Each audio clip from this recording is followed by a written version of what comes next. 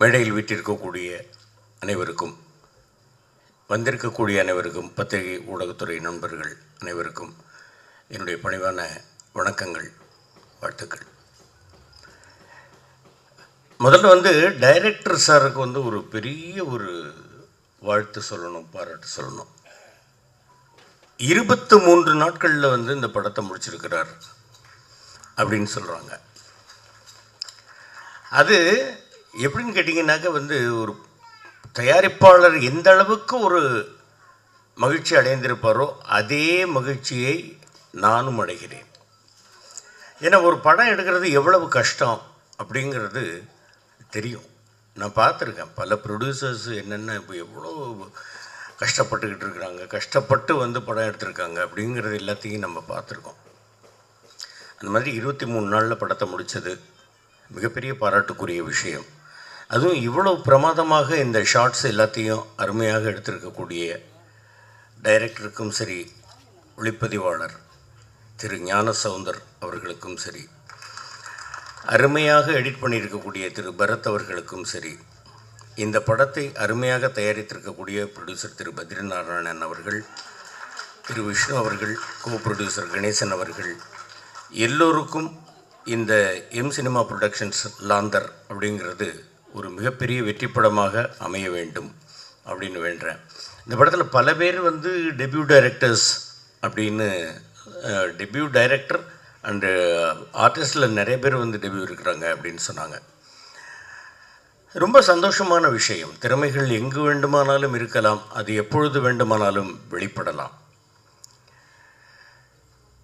தம்பி தேவா அவர்கள் அவங்க அம்மாவை மேடையில் கூப்பிட்டு இந்த மாதிரி பாராட்டு, இன்று பொழுதில் பெரிதுவக்கும் தன் மகனை சான்றோன் என கேட்ட தாய் என்று வள்ளுவனுடைய வாக்குப்படி ஒரு தாயை மேடையில் கூப்பிட்டு அவர் பாராட்டுறார் அப்படிங்கிறது அவருக்குள் இருக்கக்கூடிய அந்த தாய் மேல் வைத்திருக்கக்கூடிய பக்தி ரொம்ப உணர்வு பூர்வமான ஒரு விஷயம்.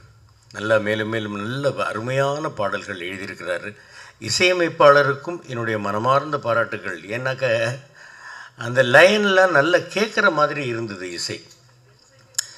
ஒரு மேடையில் ஒருத்தர் பாடினார், ஆனார், எனக்கு புரியல, என்ன பாடுறாருன்னே புரியல.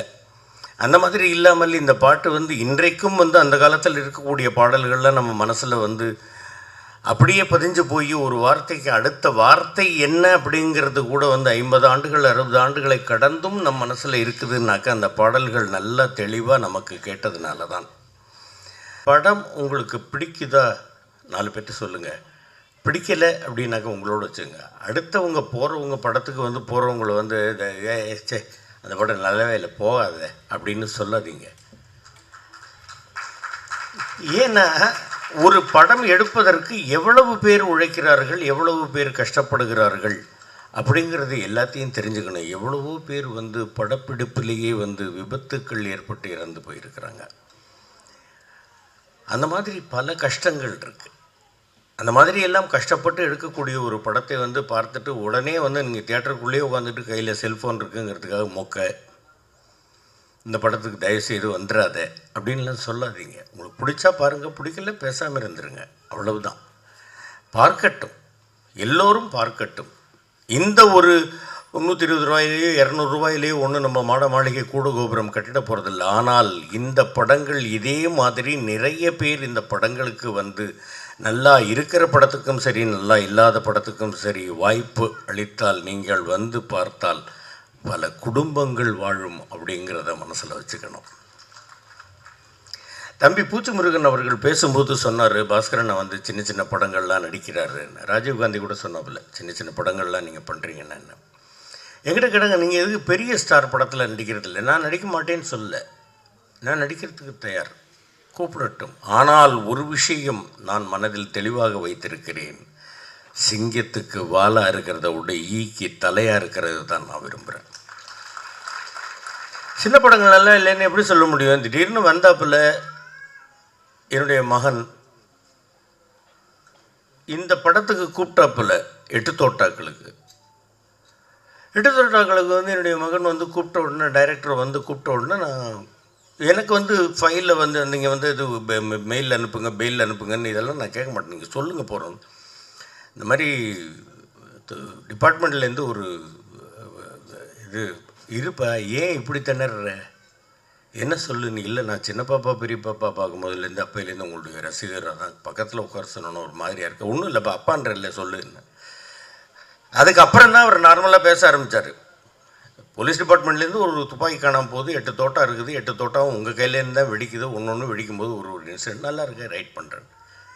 சின்ன படம் தான், புது டைரக்டர் தான் பண்ணேன்.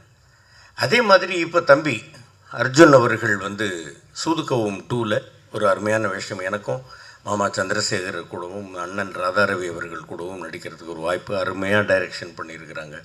இந்த மாதிரி பல பேர் வந்து இங்கே இருக்கக்கூடியவர்கள் வந்து எனக்கு வந்து ஆதரவளிக்கக்கூடியவர்கள், அண்ணன் தேனப்பன் அண்ணன் அவர்கள், மாப்பிள்ளை கண்ணல் கண்ணன் அவர்கள், இது மாதிரி சொல்லணும்னாக்கா ஒவ்வொருத்தரையாக சொல்லிக்கிட்டு போகலாம். அந்த மாதிரி வந்து விதார்த் அவர்களும் மிகப்பெரிய ஒரு பெயரை பெற வேண்டும். ஸ்வேதா அவர்களும் நல்ல மிகப்பெரிய நிறைய அடுத்தடுத்த படங்கள் வாய்ப்புகளை பெற வேண்டும். இந்த படம் மிகப்பெரிய வெற்றி அடைய வேண்டும். ப்ரொடியூசருக்கும் இந்த படத்தில் உழைத்தவர்களுக்கும் மிகப்பெரிய ஒரு பெயரையும் லாபத்தையும் ஈட்டித்தர வேண்டும். அடுத்தடுத்து அவர்கள் படம் எடுக்க வேண்டும்.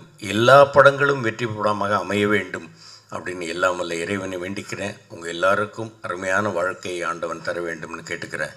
நன்றி, வணக்கம்.